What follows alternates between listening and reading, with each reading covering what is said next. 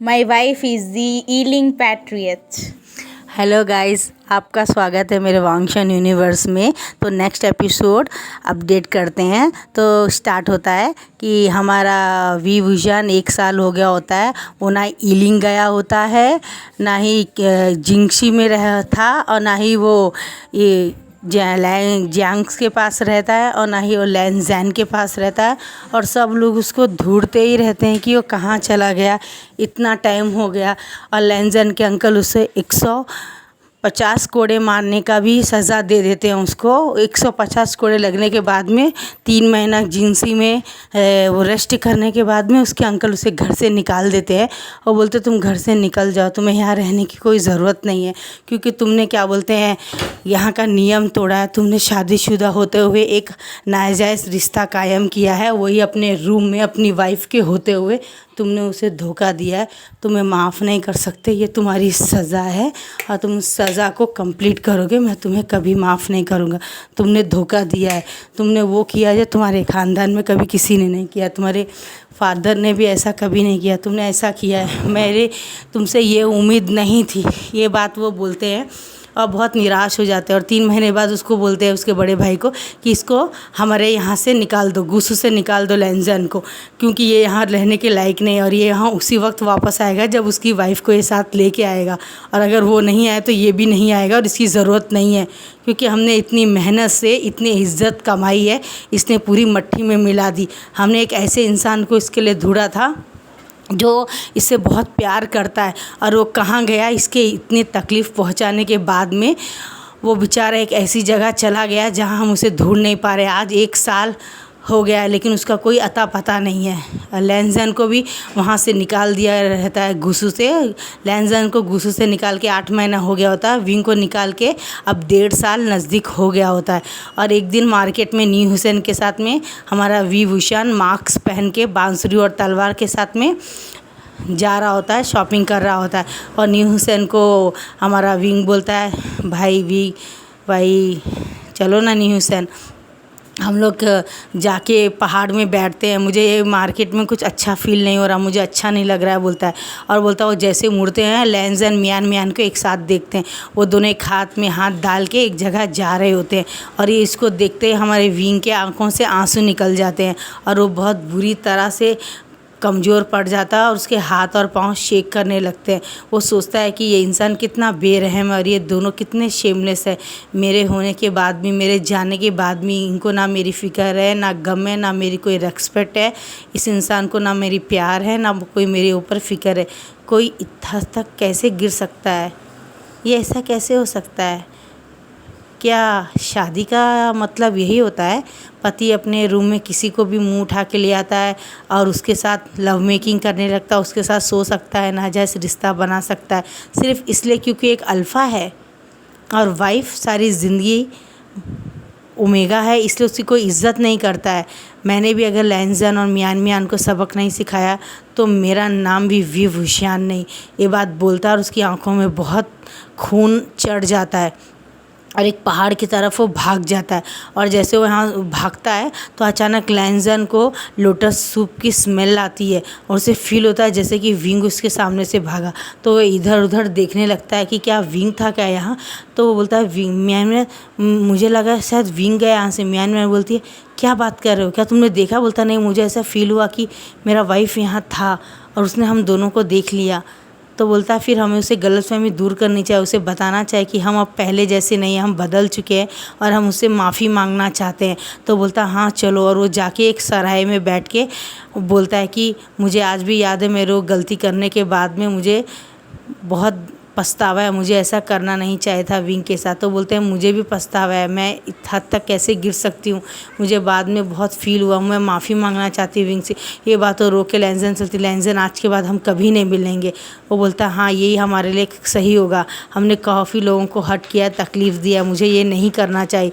ये बात बोल के वो भी अपने पाँव में अपने हाथ को दीवार में मार रहा होता है, पनिश कर रहा होता है। तो मियान बोलती इसमें गलती तुम्हारी नहीं है, मेरी भी गलती, मैं ही उतनी कसूरवार हूँ जितनी कि तुम हो।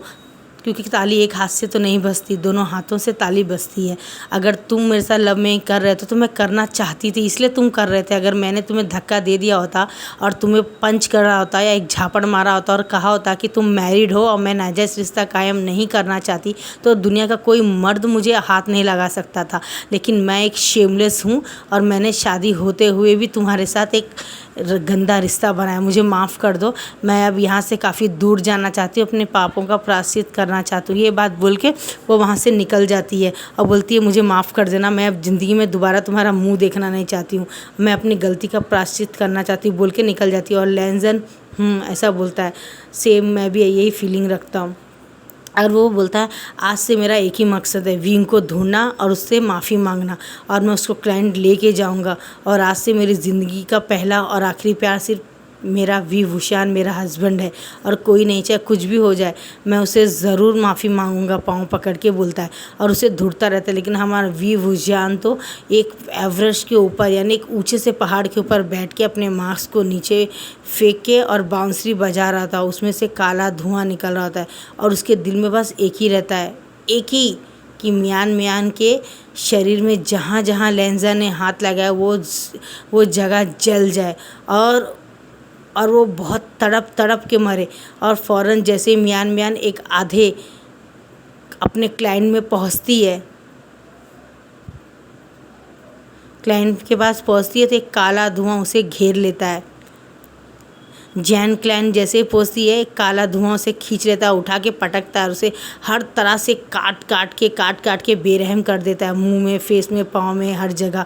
और उस जगह बड़े बड़े घाव के खून निकलता है। और उसके चिल्लाती आवाज़ सुनते जैसे उसकी माँ और उसके भाई आते हैं और उसको देख के परेशान हो जाते हैं। शूशे और दूसरे लोग जिन जोसेफ देख के परेशान हो जाते, क्या वो मेरी बहन को। और जब देखते काला धुआं कुछ बड़ा सा हंसता हुआ, ये इसके कर्मों का फल है, ये बात बोलता है और वहाँ से गायब हो जाइए। अब से इसी तरह तड़प के मरेगी, किसी ने इसे कर्ज दिया है, इसने किसी का घर को तोड़ा है, इसलिए इसके लिए सज़ा बहुत कम। अब इसके बुरे दिन शुरू हो गए, इसके मुंह से, शरीर से, हर जगह से खून निकलेगा। इसने जिसके पति ने इसको जहाँ जहाँ हाथ लगाया वो हिस्सा उसका कट जाएगा और वहाँ से खून निकलेगा, चाहे वो लिप्स हो, बॉडी का कोई भी हिस्सा हो। एक ठीक होगा, एक गलेगा, एक ठीक होगा, एक खून निकलेगा। ऐसे ही इसका शरीर में से एक अजीब सी दुर्गंध आएगी और तड़प के मर जाएगी। बोलते हैं ये किसी ने इसको कर्ज दिया, ये बात बोलते हैं और वो काली धुआं गायब हो जाता है। उसके बाद में लैंजन को दिखाया जाता है। लैंजन विंग को ढूंढता एक जंगल में पहुंच जाता है और वहाँ विंग एक दूर बैठा हुआ रो रहा होता है और बांसुरी बजा रहा होता है। और काला धुआं आके बोलता है, महाराज आपने जैसा कहा था हमने वैसा कर दिया। कैसा था, किस तरह तड़प रही थी, बहुत तड़प रही थी, उठा के पटका हमने उससे, हर जगह काटा, हर जगह से खून निकल रहा था और हमने अपनी शक्तियों से उसके शरीर को बहुत हार्म कर दिया है। 85% तो वो बहुत तकलीफ़ में है, 15% शायद बचेगी या वो 1-2 हफ्ते के अंदर मर जाएगी। ठीक है, ये बात बोलता अब तुम जा सकते बोलता है। वो लोग वापस गायब हो जाते हैं और जब जैसे वो अपना मास्क डाल के घूमने लगता है तो थोड़ी दूर पे उसे लैंजन दिखता है और लैंजन को देख के एक डेविल स्माइल करता है हमारा वी भूषान। यानी ये वी भूषान नहीं होता है, उसका एक सेकंड साइड रहता है। ईलिंग का बड़ा किंग ईलिंग पैत्रा जो रहता है उसका साइड रहता है। यानी हमारे विंग को भी नहीं पता कि उसके अंदर एक दूसरी साइड है और जो उसको ज़्यादा हर्ट करता है ये उन्हें हम करती है। जब हमारे वी भूषान का हद पार हो जाता है सहने की शक्ति, तब इसका ये सेकंड रूप बाहर आता है और वो उन लोगों को हर्ट करता है जो लोग इसे हर्ट करते हैं। जैसे कि मियान ने किया, जो इसे तकलीफ़ देता है, जब ये सहन नहीं कर पाता है तो हमारा सेकंड रूप ईलिंग पैत्रा बाहर आ जाता है और उससे बदला लेता है। इसी तरह ईलिंग पैत्रा हमारे लैंजन को देख के डेविल स्माइल करता है और उसके पास जाता है और हमारा लैंजन भाग के जाके विंग के गले लग जाता है। विंग मुझे माफ़ कर दो विंग, मैंने तुम्हारे साथ जो भी किया मुझे उसका गिल्ट है। पिछले 8 महीने से मैं तुम्हें ढूंढ रहा हूँ, हर गली, हर गूसू, ईलिंग और वैंक्स के पास, हर जगह मैंने वांगसियान तुम्हारे घर के पास, हर जगह मैंने तुम्हें ढूंढा। मुझे माफ़ कर दो विंग, मुझसे गलती हो गई। शादी के बाद मुझे ऐसा करना नहीं चाहिए था, मुझे किसी और के साथ में लव मेकिंग नहीं करना चाहिए, किसी के साथ में हम बिस्तर नहीं नहीं होना चाहिए, किसी के साथ वन नाइट स्टैंड नहीं करना चाहिए, मैं बहुत गंदा हूँ, मैं बहुत नीच हूँ, मुझे अपने हस्बैंड को रेस्पेक्ट देनी चाहिए था, उसे प्यार देना चाहिए था, उसे समझना चाहिए था। ये सब बोल के उसके पाँव पकड़ता है। तो हमारा वो ईलिंग पैत्रा बोलता है, बहुत जल्दी तुम्हें याद आया ये बात, काफ़ी जल्दी याद आया। तुम्हें क्या लगता है, क्या तुम्हारी शादी कल परसों हुई थी? तुमने जो गलती की है उसकी सज़ा दिए बगैर मैं कैसे तुम्हें अपना सकता हूँ? मैं भी तो किसी के साथ हम बिस्तर होना चाहता हूँ, मैं भी किसी के साथ लव मेकिंग करता हूँ और उसके साथ अपना नाजायज़ रिश्ता करता हूँ, और तुम्हारे सामने उसके साथ हम बिस्तर होता है, लव मेकिंग करता हूँ, तो क्या तुम्हें अच्छा लगेगा? तब क्या तुम मुझे माफ़ कर दोगे? बोलता है। और थोड़ी देर के लिए बोलता है, हाँ ये बात भी सही है। बोलता है, तो ठीक है, अगर वाकई में तुम मुझे माफ़ी मांगना चाहते हो तो क्या मेरी माफ़ी के लिए तुम कुछ भी करोगे? बोलता हाँ, मैं तुम्हारी माफ़ी के लिए कुछ भी करूँगा। बोलता ठीक है, आजमान लेते हैं। और वो नी हुसैन को आते हुए देखता है और बोलता है कि नी हुसैन को बोलता है, नी हुसैन के कान में कुछ बोलता है, नी हुसैन मैं जानता हूँ कि तुम एक ओमेगा हो और मैं एक ओमेगा हूँ, लेकिन इसे नहीं पता कि तुम एक ओमेगा हो कि नहीं। तो हम दोनों लव मेकिंग करने का नाटक करेंगे लैंजन के सामने, और मैं आजमाना चाहता हूँ कि वाकई में उसे पश्चाताप है कि नहीं, ठीक है ना? तो बोलता है, लेकिन नी भाई बोलता है बोलता है, और फ़ौरन बोलता है ठीक है, फिर अगर तुम माफ़ी मांगना चाहते हो तो तुम्हें मुझे और नी हुसैन को एक साथ तुम्हारी आंखों के सामने लव मेकिंग करते हुए देखना पड़ेगा। बोलता है नहीं, ये मैं बर्दाश्त नहीं कर पाऊँगा। तो बोलता है क्यों? मैंने भी तो बर्दाश्त किया, तुम्हें मेरी माफ़ी चाहिए या नहीं? नहीं चाहिए तो तुम जा सकते हो। बोलता है। तो बोलता है नहीं, मुझे माफ़ी चाहिए तुम्हारी। बोलता है। तो फ़ौरन नी हुसैन हमारे विंग को अपने आगे खींच के उसे एक पैशनेटी किस कर लेता है और उसे गले में अपनी नोज़ रफ़ करने लगता है और पीछे उसके बॉडी में पूरा हाथ फिराने लगता है।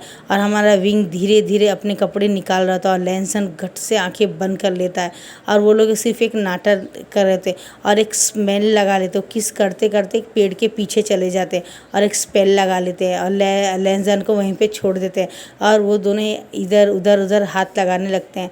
ये झूठ रहता है, दोनों आजू बाजू बैठ के फूड खा रहे होते हैं और बीच में से आउच, स्लोली रफ मत करो, मुझे पेन हो रहा है, ये सब हमारा विंग बोलता है। जब लैंजन की आंखों से आंसू जाते हैं और वो दिल मर रहा होता है वहाँ पे, और यहाँ पे ये दोनों की लव मेकिंग कर रहे होते। पिछले 6 घंटे के बाद वो थक के पूरे पसीने से कपड़े पहन के स्नान करके बोलता है, हाँ अब मैंने तुम्हें माफ़ किया, क्या तुम अब भी मुझसे माफ़ी मांगना चाहते हो? तो हमारा लैंजन बोलता है, मुझ में अब और शक्ति नहीं है विंग, मैं तुम्हें और किसी के साथ देख नहीं सकता, मुझे माफ़ कर दो, अब मुझे माफ़ी नहीं चाहिए, मैं अब तुम्हें एक्सेप्ट नहीं कर सकता क्योंकि तुम नी हुसैन के साथ सो चुके हो, अब तुम मेरे नहीं हो, तुम उसके हो, इसलिए मैं अब तुम्हें एक्सेप्ट नहीं कर सकता क्योंकि तुम उसके साथ सोए हो और तुमने उसके साथ रात गुजारी है। तुम तो मेरे ओमेगा हो ना, तुम ऐसा कैसे कर सकते हो? मुझे किसी और तरह से तकलीफ़ दे सकते थे मगर तुमने ऐसा क्यों किया? बोलता है क्यों? जब तुम यान मैन के साथ वन नाइट स्टैंड कर सकते हो, उसके साथ सो सकते थे, उसके साथ लव मेकिंग कर सकते थे अपने पति के सामने, तो क्या मैं नहीं कर सकता हूँ? तुम्हें तो थैंक्स बोलना चाहिए, मैंने सामने पूरा सब कुछ तुम्हारे सामने नहीं किया, एक स्पेल लगा लिया था जिससे तुम मुझे देख नहीं पाए, लेकिन तुम तो शेमलेस हो, तुम तो मेरे सामने उसके साथ लव मेकिंग कर रहे थे, मेरी आंखों के सामने। भूल गए वो दिन जब मैं कपड़े लेके रो के तुम्हारे घुटनों के बल बैठा था, ऐसा मत करो, मुझे एक मौका दो। तब भी तुमने क्या कहा था, चलो यहाँ से मैं तुम्हें सूरत देखना चाहिए। इतनी जल्दी हार मान गए? शादी के 3 साल बाद भी तुमने मुझे कभी हाथ नहीं लगाया था। मैं कितना तड़पता था हर रात तुम्हारे तेज के, तुम्हारे एहसास से, तुम्हारे प्यार के लिए हर पल तड़पता था, मेरी हीट आती थी फिर भी मैं रो के उसे दबा के गोलियां डाल के अपनी हीट को कंट्रोल करता था, अपने आप को कितना सेटिफाई करता था, अपने हाथों से करता था, मैं खुद अकेले रहता था, तड़पता था और तुम म्यान के साथ में मज़े करते थे। नेक्स्ट एपिसोड में देखेंगे क्या होता है। Bye bye guys.